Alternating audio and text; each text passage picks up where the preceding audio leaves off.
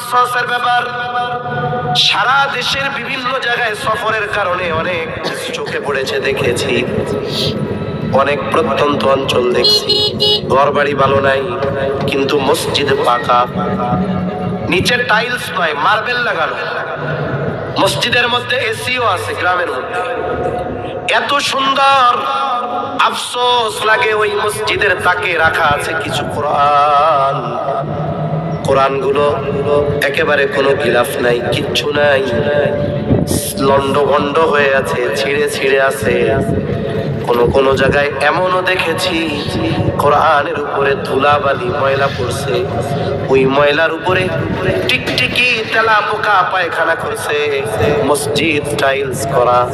কিন্তু ওই কোরআনের আজমতটা পর্যন্ত রক্ষা করতে পারে না। তিলাওয়াত বাদ দেন,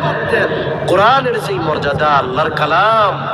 এটাকে যে একটু মোহাব্বত করে পরিষ্কার পরিচ্ছন্ন রাখা, একটা গিলাফে মুড়ায় রাখা, এটাও আপনাদের আশেপাশে বা খোঁজদের অনেক মসজিদের মধ্যে নাই। দেখেন গিয়া অনেক জায়গা তো এমন আছে, বাপ মরছিল 15 বছর আগে কোরআন বের করছে, নিয়তি করে রাখছে মা মরলে এরপরে বের করবো, এর মধ্যে যা হয় হোক।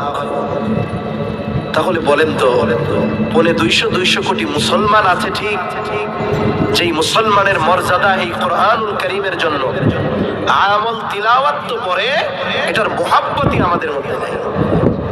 তা অন্যদিকে চলে যাচ্ছে কথা, অত দূর তো আর যাওয়া যাবে না। তাহলে নবীজি বলেন